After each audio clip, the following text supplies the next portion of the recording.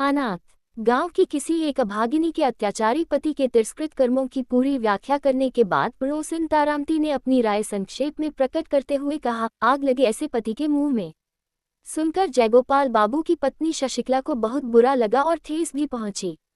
उसने जबान से तो कुछ नहीं कहा, पर अंदर ही अंदर सोचने लगी कि पति जाति के मुख में सिगरेट सिगार की आग के सिवा और किसी तरह की आग लगाना या कल्पना करना कम से कम नारी जाति के लिए कभी किसी भी अवस्था में शोभा नहीं देता। शशिकला को गुमसुम बैठा देखकर कठोर हृदय तारामती का उत्साह दूना हो गया। वह बोली, ऐसे खसम से तो जन जन की रान भली, और चटपट वहां से उठकर चल दी। उसके जाते ही बैठक समाप्त हो गई। शशिकला गंभीर हो गई। वह सोचने लगी, पति की ओर से किसी दोष की वह कल्पना भी नहीं कर सकती जिससे उनके प्रति ऐसा कठोर भाव जागृत हो जाए। विचारते विचारते उसके कोमल हृदय का सारा प्रतिफल अपने प्रवासी पति की ओर उच्छ्वासित होकर दौड़ने लगा।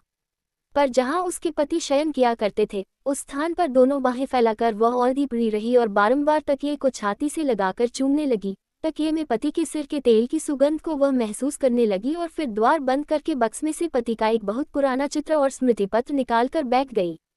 उस दिन की निस्तब्ध दोपहरी उसकी इसी प्रकार कमरे में एकांत चिंता, पुरानी स्मृति और व्यथा के आंसुओं में बीत गई। शशिकला और जयगोपाल बाबू का दाम्पत्य जीवन कोई नया हो सो बात नहीं है। बचपन में शादी हुई थी और इस दौरान में कई बाल बच्चे भी हो चुके थे। दोनों ने बहुत दिनों तक एक साथ रहकर साधारण रूप में दिन काटे। किसी भी ओर से इन दोनों के अपरिमित स्नेह को देखने कभी कोई नहीं आया। लगभग 16 वर्ष की एक लंबी अवधि बिताने के बाद उसके पति को महज काम धाम ढूंढने के लिए अचानक परदेश जाना पड़ा और विच्छेद ने शशि के मन में एक प्रकार का प्रेम का तूफान खड़ा कर दिया। विरह बंधन में जितनी खिंचाई होने लगी, कोमल हृदय की फांसी उतनी ही कड़ी होने लगी। इस धीरी अवस्था में जब उसका अस्तित्व भी मालूम नहीं पड़ा, तब उसकी पीड़ा अंदर से टीसे मारने लगी।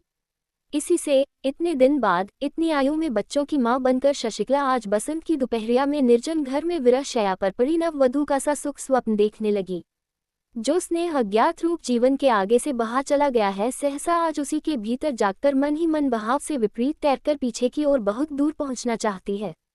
जहां स्वर्णपुरी में कुंज वनों की भरमार है और स्नेह की उन्माद अवस्था, किंतु उस अतीत की स्वर्णिम सुख में पहुंचने का अब उपाय क्या है, फिर स्थान कहाँ है? सोचने लगी, अब की बार जो वह पति को पास पाएगी तब जीवन की इन शेष घड़ियों को और बसंत की आभा भी निष्फल नहीं होने देगी। कितने ही दिवस, कितनी ही बार उसने छोटी मोटी बातों पर वाद विवाद करके, इतना ही नहीं, उन बातों पर कलह कर करके पति को परेशान कर डाला है। आज अतृप्त मन ने भी एकांत इच्छा से संकल्प किया कि भविष्य में कदापि संघर्ष न करेगी, कभी भी उनकी इच्छा के विरुद्ध नहीं चलेगी, उनकी आज्ञा को पूरी तरह पालेगी, सब काम उनकी तबीयत के अनुसार किया करेगी, स्नेहयुक्त विनम्र हृदय से अपने पति का बुरा भला व्यवहार सब चुपचाप सह लिया करेगी, कारण पति सर्वस्व है, पति प्रियतम है, पति देवता है। बहुत दिनों तक शशिकला अपने माता पिता की एकमात्र लाडली बेटी रही है। उन दिनों जयगोपाल बाबू वास्तव में मामूली नौकरी किया करते थे, फिर भी भविष्य के लिए उसे किसी प्रकार की चिंता न थी। गांव में जाकर पूर्ण वैभव के साथ रहने के लिए उसके श्वशुर के पास पर्याप्त मात्रा में चल अचल संपत्ति थी। इसी बीच बिल्कुल ही असमय में शशिकला के वृद्ध पिता कालीप्रसन्न के यहाँ पुत्र ने जन्म लिया।